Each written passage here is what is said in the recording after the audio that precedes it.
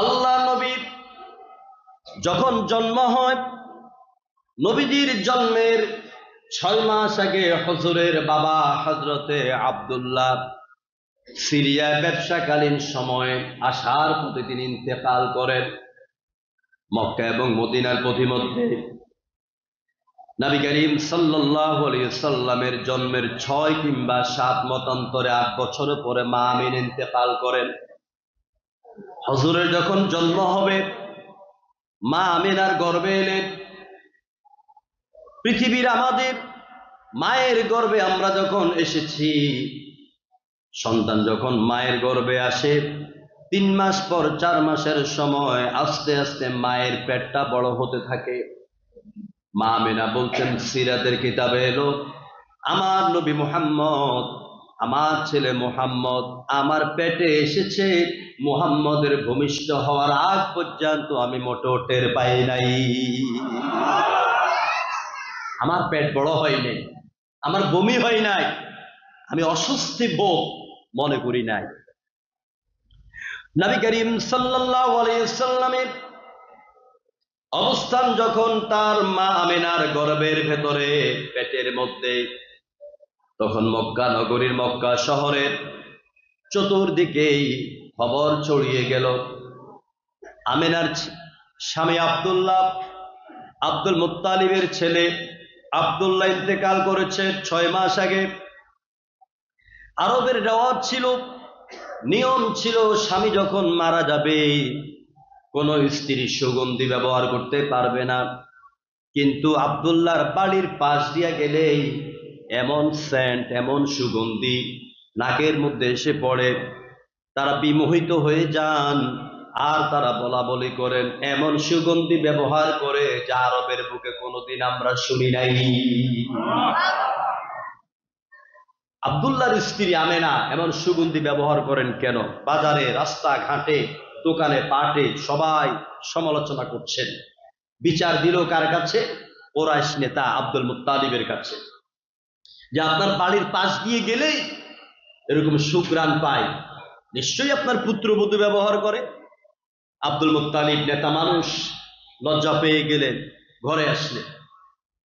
Abdul Muttalib তার স্ত্রীকে ডাক দিয়া বলছে, তোমার বৌমা আমিনা এইভাবে সুগন্ধি ব্যবহার করে কেন? রাস্তাঘাটে আমি লজ্জিত হয়ে যাচ্ছি। এবার স্ত্রী বলতেছেন, আমি তো আপনার কাছে এই অভিযোগটা করব বলে ভেবেছি, আপনি আগে করে বসলেন।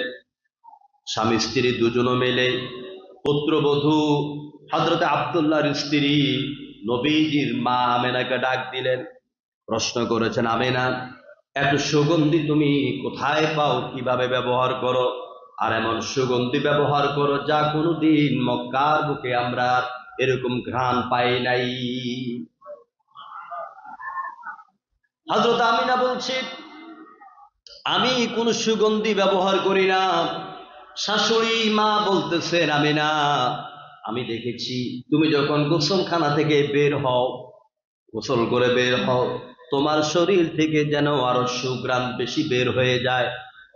এমন সময় আমেনার কাশি আসলো, মুখের থেকে থুতু শ্বশুর শাশুড়ির সামনে মাটিতে পড়ে গেল। হযরত আব্দুল্লাহ বলেন, আব্দুল মুত্তালিব বলেন, বৌমা তুমি থুতু ফেলেছো, আমার ঘর যেন আরো সুগন্ধে ভরে যাচ্ছে, তাড়াতাড়ি এটাকে উঠাও। হযরত আমিনা বলতেছেন, আমার শ্বশুরজি, আমার শাশুড়ি আম্মা, আমার পেটে আল্লাহ রাব্বুল আলামিন কি জানি নিয়ামত দিয়েছেন, আমি কাশ দেই, আমার নাসিকা দিয়ে নিঃশ্বাস বের হয়, থুতু বের হয়, সাথে সাথে যেন জান্নাতের সুঘ্রাণ বের হয়। নবী করিম সাল্লাল্লাহু আলাইহি সাল্লাম আমেনার পেটে আসার পরে এইভাবে সুঘ্রাণ এলাকা মুখরিত হয়ে যায়। এগুলো হচ্ছে মিলাদুন নবী। হুজুর যখন জন্মগ্রহণ করেছে যেদিন, সেদিন কাবা শরীফের ভিতরে বাহিরে 360টা মূর্তি ছিল। কয়টা মূর্তি? 360টা মূর্তি। সিরাতের কিতাবে লেখা হচ্ছে যে খুশবুতে দুনিয়া মাতোয়ারা, আল্লামা আশরাফ আলী থানভী রাহিমাহুল্লাহ তিনি লিখছেন যে কাবা শরীফের ভিতরে বাহিরে সবগুলি মূর্তি এরা আল্লাহর দরবারে সেজদা লুটিয়ে পড়ে যায়। আল্লাহ নবী যখন জন্মগ্রহণ করেন, ইরানের রাজার রাজ্যের সামনের অংশের 14টা পাথর খসে জমিনের মধ্যে ছিটকে পড়ে যায়। রাসূল যখন জন্মগ্রহণ করেন, সিরিয়ার অগ্নি পূজকদের আগুনের কুণ্ডলী ওই সময় নিভে যায়। এগুলি হচ্ছে রাসূলুল্লাহ মিলাদ জন্মকালীন সময়ে বিভিন্ন ঘটনা। আর সিরাত হচ্ছে 8টি জিনিসের সমষ্টিকে সিরাত বলা হয়। কয়টা জিনিস? খুব ভালো করে মনে রাখবে। একটা হচ্ছে সিয়ার, 2 নম্বরে আদব, 3 নম্বরে তাফসীর, 4 নম্বরে আকায়েদ, 5 নম্বরে ফিতান, 6 নম্বরে আশরাত, 7 নম্বরে আহকাম, 8 নম্বরে মানাকিব। এই 8টির সমন্বয়ে সমষ্টিকে হাদিস বলা হয়। এবং এর মধ্যে একটি বিষয় হচ্ছে সিরাত, এবং সবগুলি মিলে নবী করিম সাল্লাল্লাহু আলাইহি সাল্লামের জীবন বর্ণনা করাকে, পথ বর্ণনা করাকেই বলা হয় সিরাত। নবী করিম সাল্লাল্লাহু আলাইহি সাল্লাম জন্মিলেন আরব দেশে। কোন দেশে বলেন তো? আরব দেশে। আচ্ছা, আরব অর্থ কি জানেন আপনারা? আরব মানে হচ্ছে ধূসর মরুপ্রান্তর। ধূসর মরুপ্রান্তরকে বলা হয় আরব। এর আয়তন হচ্ছে পশ্চিমে লোহিত সাগর। যারা মক্কায় গিয়েছেন তারা নিশ্চয় লোহিত সাগর ঘুরতে গিয়েছেন। লোহিত সাগরের কিনারায় জেদ্দা শহরের পাশে একটা মসজিদ আছে, মসজিদ আর রাহমা। এটার অনেকটাই সাগরের উপরে। অদূরে বাদশা পাহাড় একটা বাড়ি বানিয়েছেন, শুধু তিনি মাত্র রাত্রি যাপন করতেন সেখানে। তো পশ্চিমে লোহিত সাগর ও সিনাই উপদ্বীপ, পূর্বে আরব উপসাগর, দক্ষিণে ইরাকের একটা বড় অংশ, দক্ষিণে আরব উপসাগর, উত্তরে শাম রাজ্য। সমগ্র আরবের ভূভাগ 10 লক্ষ থেকে 13 লক্ষ বর্গ মাইল। জোরে বলে আলহামদুলিল্লাহ। বিশাল এরিয়ার ভিতরে নবী করিম সাল্লাল্লাহু আলাইহি সাল্লাম আসলেন। প্রশ্ন হচ্ছে, হুজুর আসলেন কখন, কেন আসলেন? আগেই তো আল্লাহ পাক অসংখ্য নবী পাঠিয়েছেন। আল্লাহ নবী এই পৃথিবীতে 570 খ্রিস্টাব্দে, মতান্তরে 571, মতান্তরে 573, মতান্তরে 569, এরকম বিভিন্ন মত আছে। সবচাইতে গ্রহণীয় মতের নাম হলো 570 খ্রিস্টাব্দ। এমন সময় আল্লাহ রসুল দুনিয়ার মধ্যে আসলেন। প্রশ্ন হলো, কেন আসলেন? আল্লাহ তাকে কেন পাঠালেন? এই পৃথিবীর মানুষগুলির অবস্থা যখন এতটা করুণ হয়ে গেল, চুরি, ডাকাতি, সন্ত্রাস, হাইজাক, জানাবে বিচার, মানুষ হত্যা, সম্পদ লুণ্ঠন, মানুষের মনুষ্যত্ব যখন হারিয়ে গেল, পিতার অবর্তমানে ছেলে মাকে বিয়ে করে, ভাই বোনের সাথে জেনা করে, এরপরে সকালে বিয়ে করে বিকেল বেলা স্ত্রীকে তালাক দিয়ে দেয়। স্বামী বিয়ে করেছে আর ওই স্ত্রীর সাথে জুয়ার আড্ডার মধ্যে হেরে গিয়া স্ত্রীকে তাদের হাতে তুলে দিত। এইভাবে যখন একটা পশুত্বের রাজ্য বিচরণ করতেছিল, মানুষের অবস্থা যখন এই দাঁড়ালো, আল্লাহ পাক বলেন, ওয়াকুতুম আলা শাফা হুফরাতিন মিনান নারি ফাআওকাদাকুম মিনহা। পৃথিবীর মানুষগুলি যখন অপকর্মের কারণে একেবারে জাহান্নামের কিনারায় পৌঁছে গেল, তখন আল্লাহ রাব্বুল আলামিন তার রসূলকে পাঠিয়ে পৃথিবীর জাহান্নামের কিনারায় জাহান্নামে পড়ে যাওয়ার মতন অবস্থান থেকে মানুষগুলিকে ধরে ধরে জান্নাতের পথ দেখাইয়া দিলেন। এই জন্য আল্লাহ পাক তার রসূলকে এই পৃথিবীতে পাঠালেন। হুজুরের বংশীয় মর্যাদা বলতে গেলে দেরি হয়ে যাবে, সংক্ষেপে বলি। আল্লাহ নবী বলেছেন, নবীজি বলেছেন, ওয়াকালা আনা আনফুসাকুম নাসাবান ওয়া সাহরান ওয়া হাসাবান লাইসা ফি আবাই মিল্লাতুন আদামা সিকাহুন কুল্লুনা নিকাহ। হুজুর বলছেন, আদম থেকে শুরু করে আমি মুহাম্মদুর রাসূলুল্লাহ পর্যন্ত এই গোটা বিশাল আমার নসব নামা, আমার বংশের ভিতরে কোনো একজন পুরুষ এত লম্বা সময় একজন জেনা করে নাই। কথা বুঝেন নাই মনে হয়? আদম থেকে শুরু করে নবী করিম সাল্লাল্লাহু আলাইহি সাল্লাম পর্যন্ত এই বংশের একটা লোকও কেউ জেনা ব্যভিচার করে নাই। অথচ ওই সময় জেনা ব্যভিচার করা কি সহজ, কিন্তু হুজুর যে বংশে এসেছে এই বংশে একটা লোকও অপকর্মের সাথে জড়িত হন নাই। সেই পবিত্র বংশ থেকে হুজুরের জন্ম হয়েছে। আমরা যে নবীজির জীবন সম্পর্কে জানতে এলাম, সিরাত জানতে এলাম, আমরা প্রশ্ন করব, হুজুর আপনার সিরাত কি, আপনার জীবনে কি? এরকম প্রশ্ন আমরা করার আগে ১৫০০ বছর আগে হুজুরের হাতে তৈরি করা সোনার টুকরো জান্নাতি সাহাবীরা আমাদের মা আয়েশা সিদ্দিকা রাদিয়াল্লাহু তাআলা আনহার কাছে গিয়ে প্রশ্ন করেছেন। পর্দার অন্তরাল থেকে প্রশ্ন করেছেন, ইয়া উম্মাল মুমিনিন, ও মুমিনদের মা, আপনি বলুন আপনার স্বামী আমাদের প্রিয় রাসূল, আপনি তার সঙ্গে থাকেন, তার সঙ্গে ঘুমান, একই ঘরে থাকেন, আপনি আমাদেরকে বলেন আল্লাহ নবী, বিশ্ব নবীর জীবন কেমন, তার সিরাত কেমন, তার জীবন সম্পর্কে আমাদেরকে একটু বলেন। কারণ আমাদের প্রত্যেকের সম্পর্কেই আমাদেরকে সঠিক সার্টিফিকেট দিতে পারেন আমাদের স্ত্রী। ঠিক কিনা বলেন? আপনি কি ফেরেশতা না শয়তানের বাপ, এটা সবচেয়ে ভালো জানবেন কে? আপনার স্ত্রী, আপনার জীবন সঙ্গিনী। আমি এখানে এসে ওয়াজ করি, আসলে আমি কেমন এটা খুব ভালো করে জানবে কে? আমার স্ত্রী জানবে। এই জন্য সাহাবাই কেরাম বলছেন, মা আপনার স্বামী আমাদের রাসূল সম্পর্কে একটু বলেন তো দেখি। মা আয়েশা সিদ্দিকা রাদিয়াল্লাহু তাআলা আনহা জালিলুল কদর সাহাবী আব্দুল্লাহ ইবনে মাসউদ, হযরত আবু হুরায়রা, এইরকম বড় বড় সাহাবীদের প্রশ্নের জবাবে বলছেন, আল্লাহর রাসূল সম্পর্কে বলছেন, ক্বালাত কানা খুলুকু রাসূলিল্লাহি সাল্লাল্লাহু আলাইহি ওয়াসাল্লাম আল কুরআন। মা আয়েশা বলছেন, ইয়া বুনাইয়া, ও আমার কলিজার টুকরা ছেলেরা, নবীর জীবন সম্পর্কে, সিরাত সম্পর্কে আমার কাছে জানতে চাও? আমি তোমাদেরকে এক কথায় জবাব দিয়ে দিচ্ছি, এই ৩০ পারা কোরআনের ভিতরে যা আছে বিশ্ব নবীর জীবনে তাই করা আছে। কানা খুলুকুহুল কুরআন, ৩০ পারা কোরআন মানি মুহাম্মদ রাসূলুল্লাহ সাল্লাল্লাহু আলাইহি ওয়াসাল্লাম।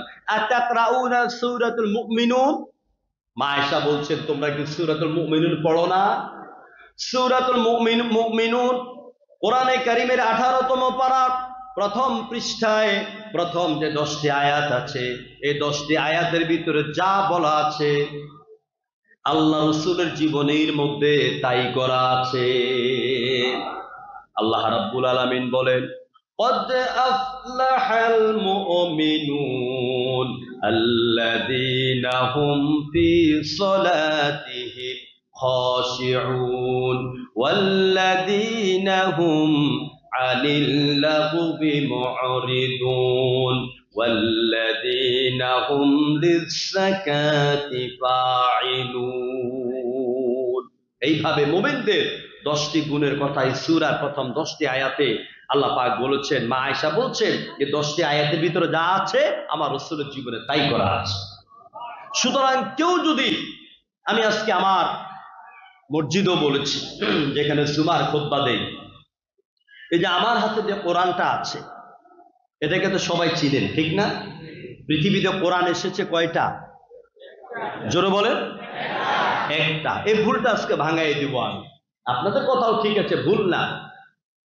আপনারা যে একটা কোরআনের কথা বললেন, এটা আমার হাতে আছে, এই মসজিদে আছে, আপনাদের ঘরে আছে, মাদ্রাসায় আছে, ছেলেরা মুখস্থ করে। এটা হচ্ছে একটা কোরআন, আর এই কোরআন হলো থিওরিক্যাল কোরআন। থিওরিক্যাল কোরআন, কাগজে লেখা একটা কিতাব, একটা বই। আল্লাহ রাব্বুল আলামিন এই থিওরিক্যাল কোরআনের পাশাপাশি আরেকটা প্র্যাকটিক্যাল কোরআন বাস্তব কোরআন দুনিয়াতে আল্লাহ পাঠিয়ে দিয়েছেন, নাম হচ্ছে মুহাম্মদ রাসূলুল্লাহ। এই যে একটু আগেই তো কথা শুনতেছেন আমার, একটু আগেই তো সাহাবীরা প্রশ্ন করেছেন রসুলের জীবন কেমন। মা আয়েশা বলছেন কানা খুলুকুহু কোরআন, কোরআনের চরিত্র হচ্ছে রসুলের চরিত্র। 30 পারা কোরআনে যা আছে মুহাম্মদ রাসূলুল্লাহর জীবনে তাই করা আছে। সুতরাং এটা হচ্ছে থিওরিক্যাল কোরআন, আর মুহাম্মদ রাসূলুল্লাহ ছিলেন বাস্তব কোরআন। এখন থিওরি কোনটা, প্র্যাকটিক্যাল কোনটা, আমি এটা এভাবে বুঝাই। ধরুন আমি একটা সাদা কাগজে লিখলাম র দন্তেশ্ব গ ওকার ল ল আকার, কি হয়েছে? ওরে তাও কইতে পারেন না, কি হয়েছে? রসগোল্লা। কি হয়েছে? রসগোল্লা। এখন এই রসগোল্লা যদি জিব্বা দিয়া কাগজের মধ্যে চাটি চুষি, মজা লাগবে? মজা লাগবে? লাগবে না। আচ্ছা, রসগোল্লা বানাতে কি লাগে? চিনি লাগে, দুধ লাগে, ময়দা লাগে। তো লিখলাম চিনি, দুধ, ময়দা। এবারে জিব্বা দিয়া চাটলে এবারও কি মজা লাগবে? লাগবে না, কারণ এটা হচ্ছে থিওরি। এটা কি? এটা থিওরি, এটা কাগজে লেখা। এবারে আপনি আনন্দনগর বাজারে যাবেন, চিনি আনবেন, মধু আপনার দুধ আনবেন, ময়দা আনবেন, গোল করে শিরার মধ্যে ছাড়বেন, এরপরে আপনি ফ্রিজের মধ্যে ঢুকাবেন, কাটা চামচ দিয়ে চাবাবেন, রসে মুখ ভরে যাবে। জোরে কোন আলহামদুলিল্লাহ। এই যে এখন ফ্রিজ থেকে বের করে কাটা চামচ দিয়া কামড়াইয়া কামড়াইয়া খান, মজা পাচ্ছেন, এটা হচ্ছে বাস্তব মিষ্টি। আর এর আগে চিনি, দুধ এবং ময়দা কাগজে যা লিখলাম সেটা হলো থিওরি। সুতরাং কোরআনের মধ্যে যা বলা আছে সব হলো থিওরি, আর 30 পারা কোরআনের ভিতরে যা বলা আছে বাস্তব জীবনে যার জীবনে করা ছিল এটা হলো বাস্তব কোরআন, নাম হলো মুহাম্মদ রাসূলুল্লাহ।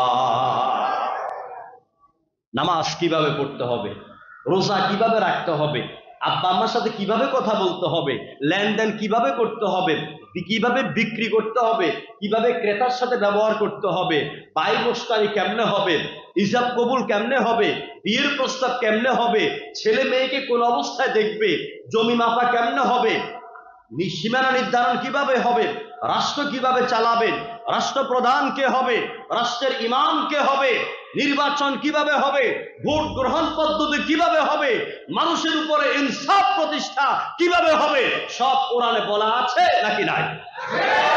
আর এইগুলিকে বাস্তবে যিনি দেখালেন তিনি হচ্ছেন মুহাম্মদ রাসূলুল্লাহ। এই জন্য এই হচ্ছেন বাস্তব কোরআন। আর এই কোরআনটা হচ্ছে থিওরি কোরআন। এই কোরআনটা নাজিল হয়েছে, মুহাম্মদ আকাশ থেকে নাজিল হন নাই, মুহাম্মদকে সৃষ্টি করা হয়েছে। আমার ভাইয়েরা, সুতরাং আমি আপনাদেরকে বুঝালাম সিরাত বলতে বোঝানো হয় বিশ্বনবীর জীবনকে, আর বিশ্বনবীর জীবন হলো আল কোরআন। নবীজির নাম কয়টা? নবীজির নাম কয়টা জানেন না সবাই? আল্লাহ নবীর নাম কয়েকদিন আগে টিকটকে দেখতেছিলাম, ঢাকা বিশ্ববিদ্যালয়ে একটা ছেলেকে আর একটা মেয়েকে জিজ্ঞেস করে এক সাংবাদিকে, যারা টিকটকার, বলে যে বলেন তো নামাজ কয় ওয়াক্ত? বলতে পারে না। জিজ্ঞেস করলো বলেন তো আমাদের নবীর নাম কি? কয় মুসা। কি বলে?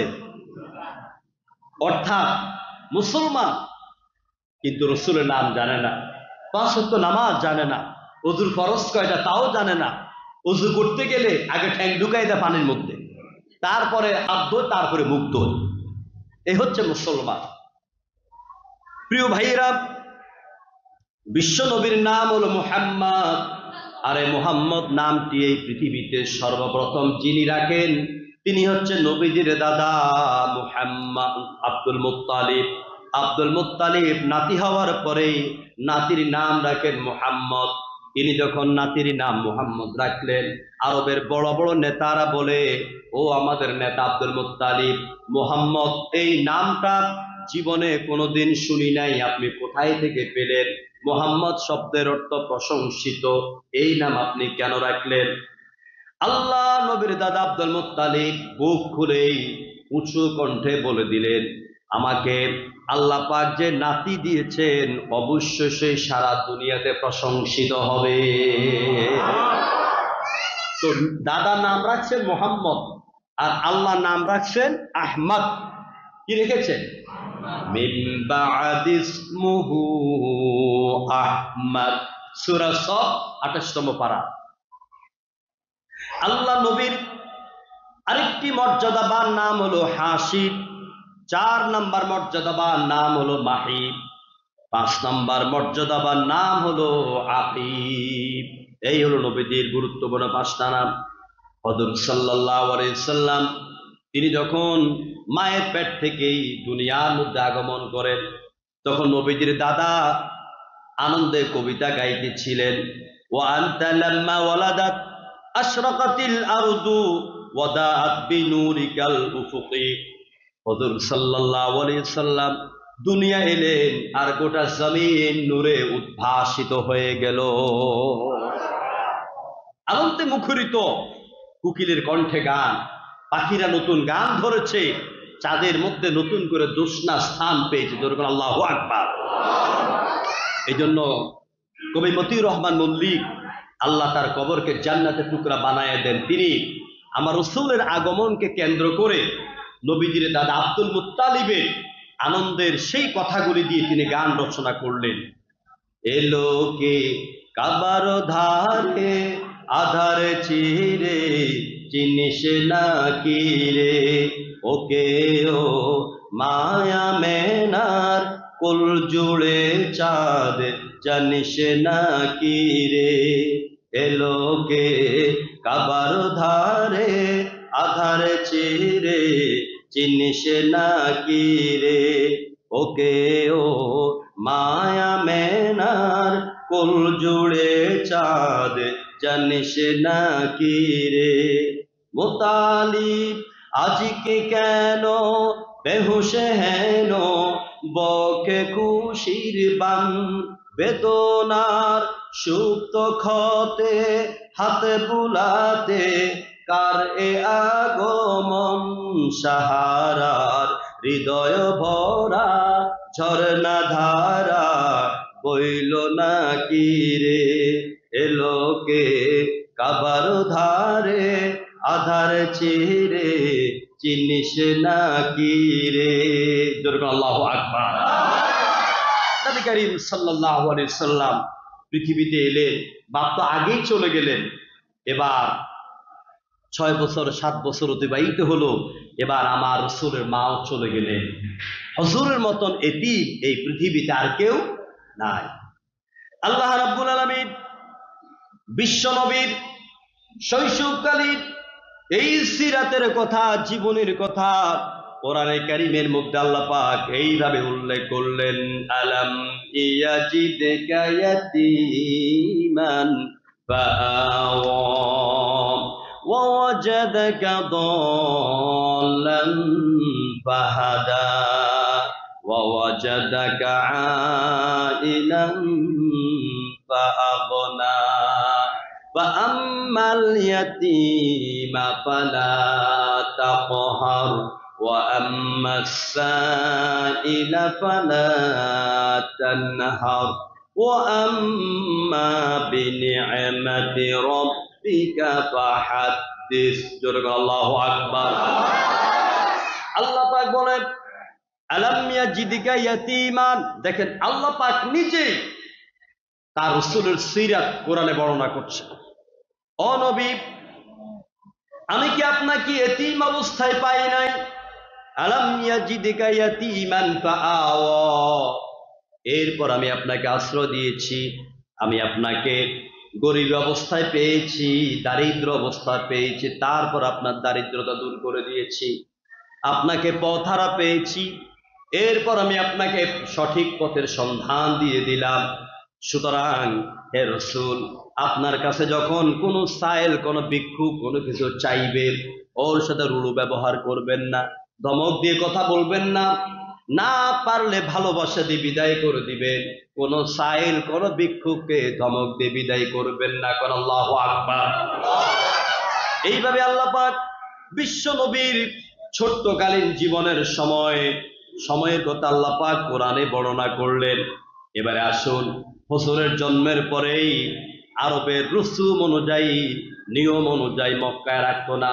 ভালো আবহাওয়ার মধ্যে বড় করার জন্য ধনাঢ্য ব্যক্তিদের বাচ্চাদেরকে তারা তায়েফে দিয়ে দিত। তায়েফের মহিলারা এসেই বাচ্চাদেরকে আদর করে নিয়ে যেত। 6 মাস, 3 মাস, 1 বছর পর্যন্ত ওরা ওদের বুকের দুধ পান করাতো, আর এর বিনিময়ে তারা কিছু টাকা পয়সা পাইত। নবীজির জন্মের কয়েকদিন পরে আরবের বাজার জন্মিল। আরবের বাজারে তায়েফ থেকে অনেকে এসেছে। ধনাঢ্য পরিবারের সন্তানগুলিকে তার আনন্দ চিত্তে নিয়ে যাচ্ছে। তো তায়েফ থেকে সাদ গোত্রের এক মহিলা আর মহিলার স্বামী দুজনেই এরা এই মক্কার বাজারে আসতেছেন একটা বাচ্চার জন্য। সিরাত আর-রাহিকুল মাকতুমে লেখা হলো, ওই মহিলার ঘোড়াটা ছিল অসুস্থ। উঠি কি পড়ি, মরি কি বাঁচি, হাঁটতে পারে না তেমন। আস্তে আস্তে ওদের দেরি হয়ে গেল। আপনার তায়েফ থেকে সাদ গোত্র 80 কিলোমিটার। আমি সেই মা সাদিয়ার বাড়িতে গিয়েছি। রসুল যে মাঠে খেলাধুলা করতেন আমি সেই মাঠেও গিয়েছি। আবার তায়েফ থেকে মক্কা হচ্ছে 80 কিলোমিটার, মোট 160 কিলোমিটার। অত দূর থেকে উট আর ঘোড়া নিয়ে আস্তে আস্তে মহিলার কয়েকদিন লেগে গেল এবং দেরি হয়ে গেল। আসার পরে দেখি বাজার ভেঙে গেল। মহিলার স্বামী মন খারাপ করে বসে আছেন। আর এদিকে নবীজির দাদা আব্দুল মুত্তালিব ওই বাজারে এক একজনের কাছে গিয়া বলে, ও তায়েফ থেকে আসা নারীরা, পুরুষেরা, আমার একটা নাতি আছে, বাবা নাই, এতিম মানুষ, তেমন টাকা পয়সাও দেওয়া যাবে না, ওরে নিবে নাকি? সবাই যখন শুনে বাবা নাই, এতিম মানুষ, তখন তারা মনে করে গরিব বাচ্চাকে নিয়ে কি লাভ হবে। আমাদের আজকের সমাজে যেমন দরিদ্র ব্যক্তিদেরকে, গরিব পরিবারকে আত্মীয় হইলেও যেমন অবহেলা করে, তেমন ওই সময় করা হতো। গরিব পরিবারকে অনেকে অবহেলা করে কিনা বলেন? ভাই দুইজন, একজন ধনী একজন গরিব, একজন গ্রামে থাকে একজন ঢাকা থাকে। গ্রাম থেকে যখন আসা যেন ফোন দেয়, আমরা তো বাসায় থাকবো না, তোর ভাবির অসুখ, তোর ভাবি হাসপাতালে, আমরা অমুক জায়গায় যাব, অর্থাৎ বাসায় যেন না আসে। তো যুগ যুগ ধরে এটা চলে আসছে।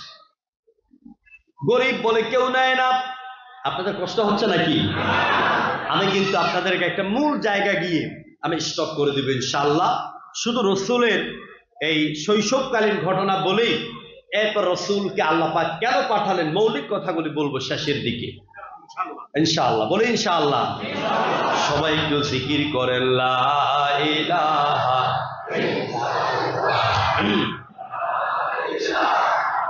ইল্লাল্লাহ, জোরে লা ইলাহা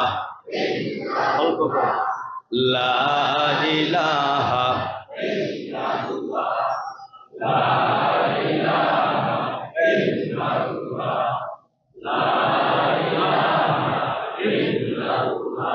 নেই কেহু নেই আল্লাহ ছাড়া, লা ইলাহা ইল্লাল্লাহ, লা ইলাহা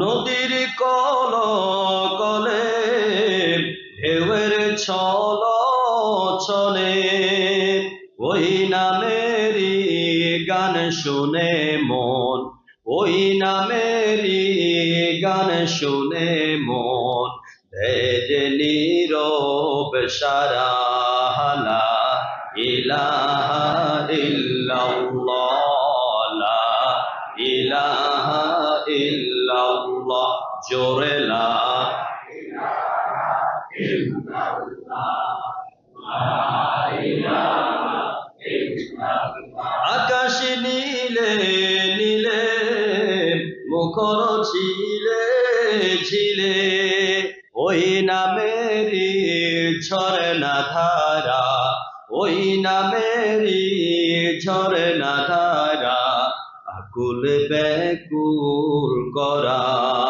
লা ইলাহা ইল্লাল্লাহ, জোরে লা ইলাহা লা ইলাহা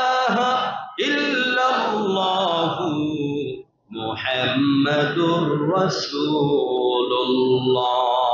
জোরে পড়েন সাল্লাল্লাহু। আমার বাবারা, ভাইয়েরা, নবীজির দাদা আব্দুল মুত্তালিব যার কাছে গিয়ে বলেন, আমার এতিম নাতি, বাবা নাই, টাকাও নাই, পয়সাও নাই, সামান্য কিছু দেওয়া যাবে, নেবে নাকি? কেউ নিতে চায় না। বাজার ভেঙে গেল, সবাই চলে গেল। ইতিহাস লিখতেছে ওই তায়েফ থেকে অসুস্থ ঘোড়া নিয়ে আসা মহিলা এবং মহিলার স্বামী এক কোণায় বসে আছে, মনটা খারাপ। রাসূলের দাদা গিয়ে জিজ্ঞেস করছেন, তোমরা কে গো? কোথায় থেকে এসেছো? কেনই বা এসেছো? তারা সব খুলে বলল। নবীজির দাদা বলছে, আমার একটা নাতি আছে, দেখতে শুনতে মোটামুটি ভালোই লাগে, বাবা নাই, এতিম মানুষ, তেমন টাকা পয়সাও নাই, সংসার চলতে কষ্ট হয়, ওরা নেবে নাকি? স্বামী স্ত্রী দুজনে পরামর্শ করলো, 160 কিলোমিটার পাহাড় বেয়ে বেয়ে এলাম, খালি হাতে ফিরে যাব কেন? আল্লাহ আমাদের ভাগ্যে যা রেখেছে তাই হবে, চলো তো দেখি। বাচ্চাটাকে দেখতে যদি ভালো লাগে, মায়া লাগে, তাহলে নিয়ে যাব। স্বামী স্ত্রী দুজনেই পরামর্শ করি নবীজির বাড়ির কাছে গেলেন। নবীজির বাড়ি আপনারা চিনবেন যারা মক্কা গেলেন, জাবালে আবু কোবাইসের নিচেই এখন 3 তালা যেই লাইব্রেরিটা, হলুদ বাড়িটা, এটাই হলো রাসূলের বাড়ি। ওখানে গেলেন, মহিলা বলছেন স্বামীকে, আপনি বাহিরে দাঁড়ান, আমি ভেতরে যাই, বাচ্চাটাকে আমি একটু দেখে আসি কেমন লাগে। ওই মহিলা ঘরের ভিতরে ঢুকলেন, আর আমেনাকে দেখতে পেয়ে বললেন, আমেনা, তোমার ছেলেটাকে আমি নিতে এসেছি, আমার কোলে একটু দাও, আমি দেখি কেমন লাগে। সে মহিলার কেউ নয়, সৌভাগ্যবতী মহিলা মা হালিমাতু সাদিয়া। তিনি লিখেন, তিনি বলেন, আমি যখন শিশু মুহাম্মদকে আমেনার কোল থেকে আমার বুকের মধ্যে জড়ায়া ধরলাম, আমার বুকটা মোমের মতন গলে গেল, আর আমার কাছে মনে হলো যেন পূর্ণিমা রাতের ওই চাঁদ যেন আমি হালিমার কোলের মধ্যে ধরা দিয়েছে। জীবনে অনেক শিশুকে কোলে নিয়েছি, মোহাম্মদকে কোলে নেওয়ার পরে আমার গোটা শরীর যেন শীতল হয়ে গেছে। বাস, আর কোনো কথা নেই, টাকা পয়সার প্রশ্ন নেই। স্বামীর সাথে পরামর্শ করে রওনা করে দিলাম তায়েফের দিকে। পথে অনেক ঘটনা, এতক্ষণ শোনা ধৈর্য আপনাদের থাকবে না, বলার সময়ও নাই। শুধু ছোট্ট একটা ঘটনা বলি। যখন মক্কা থেকে রওনা করে তায়েফের মাঝামাঝি যে জায়গাটা গেল, ওই একটি জায়গার প্রায় 100 হাত দূর থেকে আপনার ওল্ড টেস্টামেন্টে, ইহুদিদের লেখা কিতাব ওল্ড টেস্টামেন্টে লেখা হলো যে দেখতে ছিল যে 8-10 জনের একটা দল দেখা যায়। হালিমা বুঝতে পেরেছে এরা কোনো ডাকাত হবে, কারণ আপনি যে এলাকার, ওই এলাকার পরিবেশ সম্পর্কে আপনি জানেন। হালিমা সেই এলাকার লোক, এই জন্য মনে করছে এটা ডাকাত হবে। মা হালিমা শিশু মুহাম্মদকে এক মুহূর্তের ভিতরে চিনে ফেললেন, এটা কোনো সাধারণ শিশু নয়, এটা সাধারণ কোনো শিশু হতে পারে না। তিনি কি জানলেন, কি বুঝলেন, আর কি বা চিনলেন? শিশু মুহাম্মদের দিকে তাকায়া কানে কানে যাইয়া বলে, মুহাম্মদ, সামনে আমার কাছে বিপদ মনে হয়, আমার কাছে বিপদ মনে হয়। মা হালিমা বলেন, আমি শিশু মুহাম্মদের কানে কথা বলার দেরি, আমি দেখলাম শিশু মুহাম্মদ তার শাহাদাত আঙ্গুলি একটু উপরের দিকে উঠাইয়া নাড়াচাড়া করতেছে আকাশের দিকে, আর মুহূর্তের ভিতরে 50 হাত দূরে ওই একদল ডাকাতের মধ্যেই আকাশ থেকে এক খণ্ড আগুন এসে তাদেরকে জ্বালাইয়া পোড়াইয়া দিয়েছে। বলতে পারেন কারণটা কি? কিতাবের ভিতর লেখা হলো ওই লোকগুলো ছিল ইহুদি, ওরা তাওরাতের মধ্যে জানতে পেয়েছে এই দিনে এই সময়ে মুহাম্মদ দুনিয়ার থেকে আসবেন আর মক্কা থেকে তায়েফে যাবেন লালিত পালিত হওয়ার জন্য।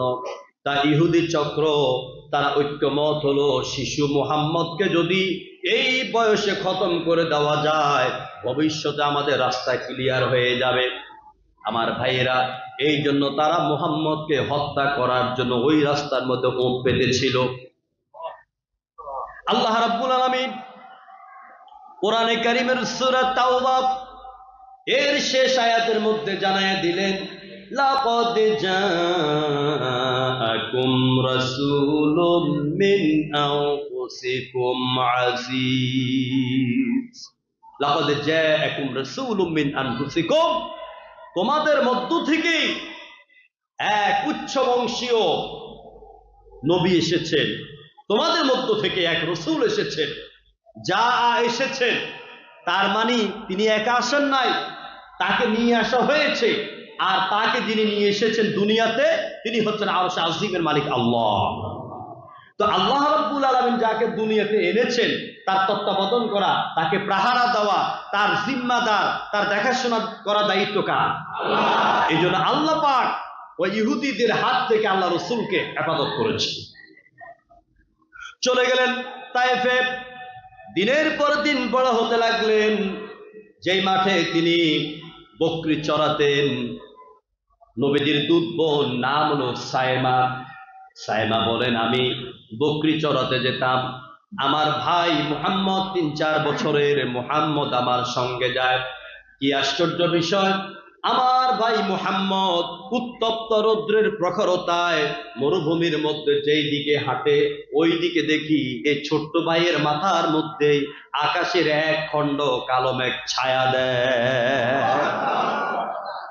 আর বেদুইন মহিলা, মেয়েটি কি চিনলো আর কি জানলো, কি বুঝলো, ওই মেয়েটি মুহাম্মদ রাসূলুল্লাহর মাথার মধ্যে হাত দিয়ে বলে, মুহাম্মদ তুমি বেঁচে থাকো চিরকাল, বহু বেঁচে থাকো বহুদিন। এইভাবে মুহাম্মদকে ভালোবাসতো। হযরত হালিমা বলেন, আমি এই শিশু মুহাম্মদকে আমার বাড়িতে নেওয়ার পরেই দেখেন নবীজির রহমত, এই রহমতের কয়েকটা দৃষ্টান্ত দেই। আল্লাহ যে বলেছেন, ওয়ামা আরসালনাকা ইল্লা রাহমাতাল লিল আলামিন। হালিমা বলেন, লোকেরা টাকার ভয়ে টাকা পাবে না, এই জন্য মুহাম্মদকে কেউ আনে নাই। আমি মুহাম্মদকে নিয়ে এলাম।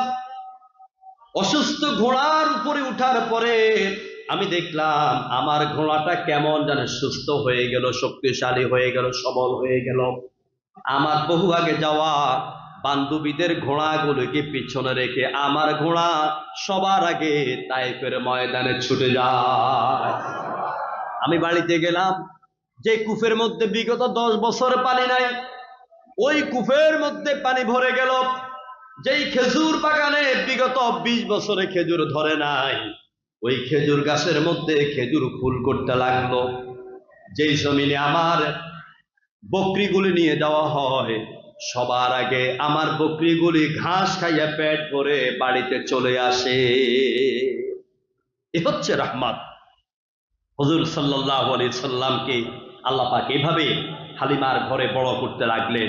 হুজুর আরেকটি কথা বলি, যে ওই শৈশব অবস্থায়, ছোট্ট অবস্থায় তিনি যে ইনসাফের নবী, ন্যায় প্রতিষ্ঠা করার জন্য দুনিয়াতে এসেছেন, তিনি বৈষম্য দূর করার জন্য দুনিয়াতে এসেছেন। কারণ আলহামদুলিল্লাহ, আমরা বৈষম্য বিরোধী আন্দোলন করেছি, ঠিক না? ঠিক কিনা বলেন? সে বৈষম্য কি দূর হয়েছে? সম্ভাবনা আছে? আমার তো মনে হয় না। বাংলাদেশের ভাগ্য আকাশে অমানিসার কালো অন্ধকার এখনো দূর হয় না। ব্যক্তির পরিবর্তনে অমানিসার অন্ধকার দূর হবে না। মূল জায়গা কনস্টিটিউশন, সংবিধান পরিবর্তন করতে হবে। আমার ভাইরা, মুহাম্মদ রাসূলুল্লাহ তিনি বৈষম্য দূর করলেন কিভাবে? মা হালিমা বলেন, শিশু মুহাম্মদ আমার বুকের দুধ খেতে এসে যদি যেদিন ডান পাশের স্তনের মধ্যে মুখ দিয়েছে, ওই দিন সারাদিন আমি শিশু মুহাম্মদকে আমার বাম স্তনে মুখ লাগাতে পারি নাই। আবার যেদিন বাম স্তনে দুধ পান করেছে, ওই দিন আমি ডান স্তনে তার মুখ লাগাতে পারি নাই। আমি অবাক হয়ে যেতাম, কেন শিশু মুহাম্মদ এমন করে? শিশু মুহাম্মদ যখন বড় হলেন, নবুয়ত পেলেন, আমিও বৃদ্ধ হয়ে গেলাম। একদিন আমি আদবের সাথে প্রশ্ন করলাম, বাবা মুহাম্মদ, হে নবী মুহাম্মদ, আপনার ছোট্ট কালে একটা বিষয় আমার ভিতরে সারাক্ষণ সাগরের ঢেউয়ের মতন তোলপাড় করে, মেহেরবানি করে আমার সেই সন্দেহটা আপনি দূর করে দেন। নবীজি বলছেন, মা কি বলেন? মা হালিমা বলছে, ও বাবা মুহাম্মদ, ছোট্টকালে আপনি ছিলেন আর আমার পেটের সন্তান আব্দুল্লাহ ছিল, আপনারা দুই ভাইয়ে দুধ পান করতেন। কিন্তু আমি দেখতাম আপনি যখন ডান স্তনে মুখ লাগাতেন আর বাম স্তনে মুখ লাগাতেন না, আবার বাম স্তনে মুখ লাগালে আপনি ডান স্তনে মুখ লাগাতেন না, কারণটা কি? আল্লাহ নবী জবাব দিয়েছেন, মাগো আমিও দুধ, দেখেন খুব লক্ষ্য করেন ইনসাফ কাকে বলে। মাগো আমিও দুধ পান করতাম, আমার ভাই আব্দুল্লাহ দুধ পান করত। আমি যদি বেইনসাফি কাম করি, একদিনে যদি আমি দুই স্তন থেকে আমি দুধ পান করে ফেলতাম, তাহলে আমার ভাইয়ের প্রতি জুলুম করা হতো। এই জন্য আমি এক স্তনে দুধ পান করেছি, আর একটা আমার ভাইয়ের জন্য আমি রিজার্ভ রেখে দিয়েছি।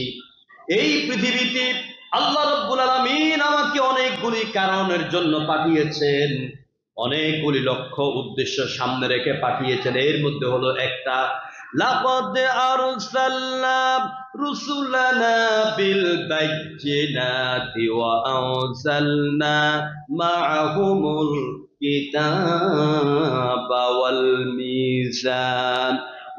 মিজানা লিয়াকুমান নাসু বিল কিসত।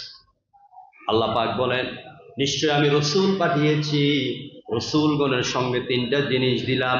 এক নাম্বার দিলাম উত্তম চরিত্র, দুই নাম্বার দিলাম কেতাব, তিন নাম্বার দিলাম মিজান, যাতে করে তারা এই সমাজের মধ্যে, রাষ্ট্রের মধ্যে ইনসাফ প্রতিষ্ঠা করতে পারে।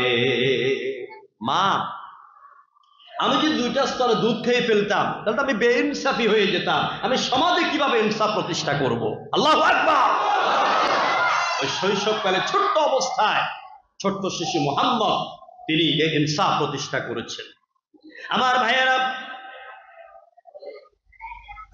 নবীজির এত মর্যাদা, এত সম্মান আল্লাহ পাক দিয়েছেন।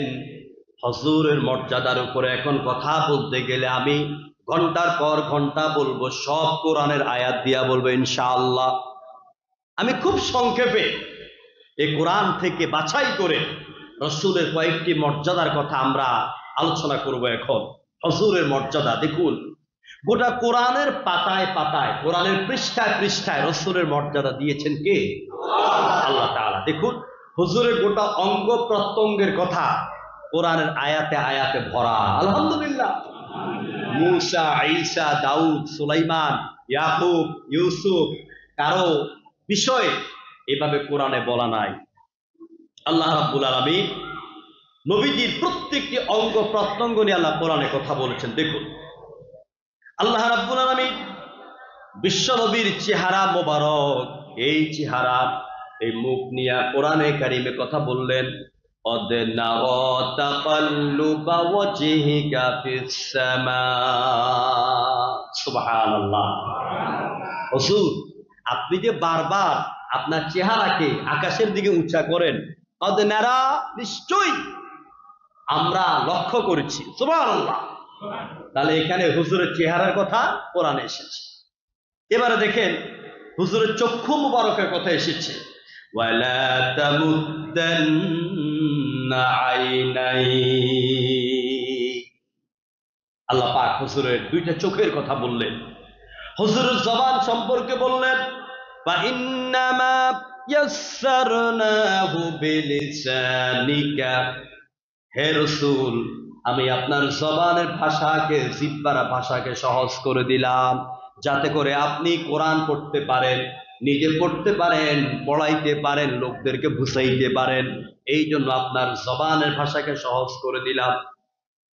হুজুরের দুই হাত মোবারক সম্পর্কে আল্লাহ কোরআনে বললেন, ওয়ালা তাজআল ইয়াদাকা মাগলুলাতান ইলা উনুকিক। সূরা বনী ইসরাঈলের 29 নম্বর আয়াতের ভিতরে আল্লাহ পাক বললেন, হে রাসূল, আপনি আপনার দুইটা হাতকে কৃপণ বানাবেন না, আবার দুইটা হাতকে এত মুক্ত করবেন না যার কারণে আপনি অসহায় হয়ে পড়েন। আল্লাহ নবীর বক্ষ মোবারক সম্পর্কে কোরআনে কারীমের ভিতরে আল্লাহ পাক বললেন, আলাম নাশরাহ লাকা সাদরাক ওয়া ওয়াদা'না আনকা বিজরাক আল্লাযী আনকাদা যহরাক। আল্লাহ পাক হুজুরের পিঠ নিয়ে কথা বললেন, হুজুরের বক্ষ মোবারক নিয়ে কথা বললেন। আলাম নাশরাহ, ইন্টারগেটিভ সেন্টেন্স। হে রাসূল, আমি কি আপনার বক্ষের মধ্যে, বুকের মধ্যে জ্ঞানের এমন একটা রাডার যন্ত্র ফিট করে দেই নাই? ওয়া উতীতুমুল ইলমা, আল্লাহ পাক বলছেন উতীতুল ইলমা আউয়ালিনা ওয়াল আখিরিন, প্রথম থেকে শেষ পর্যন্ত যত জ্ঞানের দরকার আমি ওই রাডার যন্ত্রের মাধ্যমে আপনার কাছে সব জ্ঞান পৌঁছে দিয়েছি। জোরে বলুন আল্লাহু আকবার। সুতরাং নবীজির বক্ষ নিয়ে আল্লাহ কথা বললেন, হুজুরের কলব মোবারক নিয়ে আল্লাহ কোরআনে কথা বললেন। দেখেন আল্লাহ পাক বলেন নাযালা বিহির রূহুল আমিন আলা কলবিক, আমি রুহুল আমিনের মাধ্যমে আপনার কলবের মধ্যে ওহী করেছি। হুজুরের কলব নিয়ে আল্লাহ কথা বললেন। এভাবে বিশ্ব নবীর গোটা অঙ্গ প্রত্যঙ্গ নিয়ে আল্লাহ কোরআনে কথা বলেছেন।